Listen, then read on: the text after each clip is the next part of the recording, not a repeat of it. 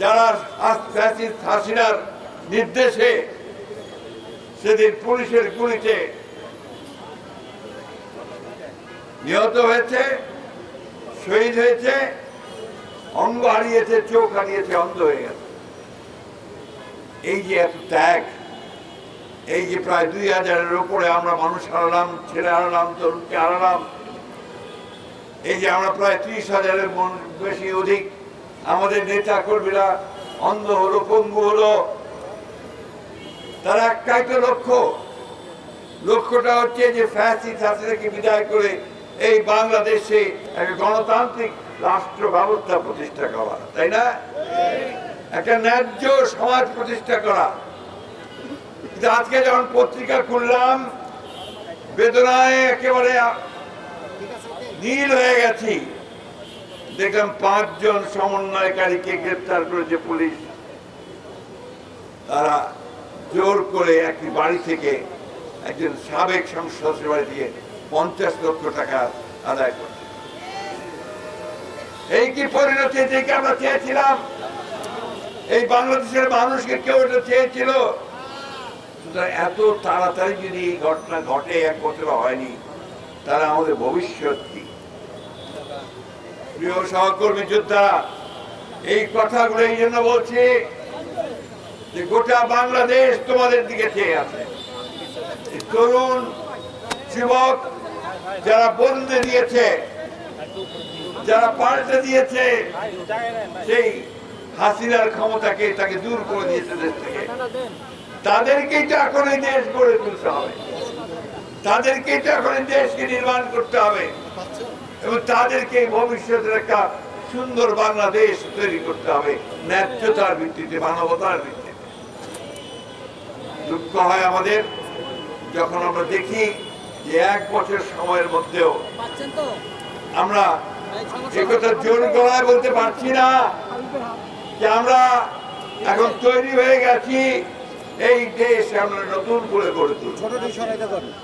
আমাদের নেতা তারেক রহমান সাহেব সুদূরে দিন রাত 24 ঘন্টা তিনি আমাদেরকে নির্দেশ দিয়েছেন, সংগঠিত করবার চেষ্টা করেছেন, আমাদেরকে আন্দোলনে নামিয়ে এই আন্দোলন করে এখন তিনি চিন্তা করছেন, কাজ করছেন যে এই বাংলাদেশকে কি করে গড়ে তোলা যায়।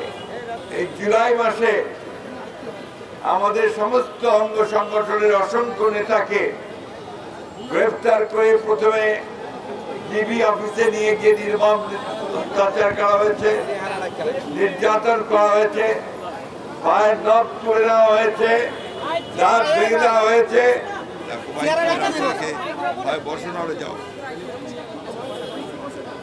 তোলা হয়েছে, কিন্তু কেউই একবারের জন্য আত্মসমর্পণ করেনি।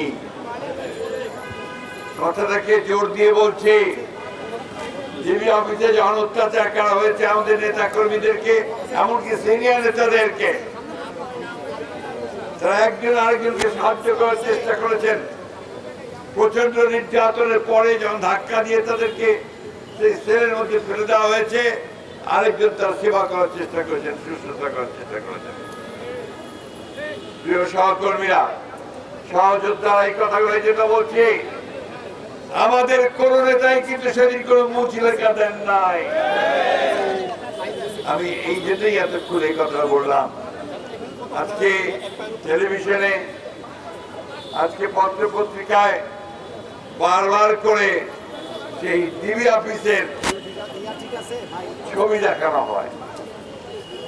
আমাদের যে নির্যাতিত নেতা কর্মীরা, যাদের নখ তুলে নেওয়া হয়েছিল, হাত ভেঙে দেওয়া হয়েছিল, ঝুড়িয়ে পিটিয়ে মারা হয়েছিল, এমনকি আমাদের সিনিয়র লিডার টুকু সাহেবকে পর্যন্ত সেদিন ছাড় দেওয়া হয় নাই। কই আমাদের সাংবাদিক ভাইরা তো তাদের ছবি চাবে না। আমি অনুরোধ করব, প্লিজ, কালোকে কালো বলবেন, সাদাকে সাদা বলবেন এবং যার যে অবদান আছে সেই অবদানকে স্বীকার করবেন। আমরা কেউ এই মুচলেখা দেয়নি, কোন অত্যাচারের মুখেও দেয়নি। বন্ধুগণ, আজকে এই দিনটি এই জন্য আমাদের কাছে খুব অত্যন্ত গুরুত্বপূর্ণ। আমি এখনই মুন্নাকে জিজ্ঞেস করছিলাম যে এই আন্দোলনে, এই জুলাইয়ের আন্দোলনে যুবদলের কয়জন শহীদ হয়েছে? সে বলল ৭৯ জন। ছাত্র দলের তার কয়েকদিন আগে প্রোগ্রাম করেছে, ছাত্র দলের ১৪২ জন। গোটা বাংলাদেশ সেদিন নেমে এসেছিল। শুধুমাত্র কোনো কয়েকটি দল, কয়েকটি ছেলে ছাত্র নয়, সেই ৫ বছরের শিশু থেকে শুরু করে ৯০ বছরের বৃদ্ধ পর্যন্ত সেদিন এই ফ্যাসিস্ট হাসিনার বিরুদ্ধে রাস্তায় নেমে এসেছিল বন্ধু।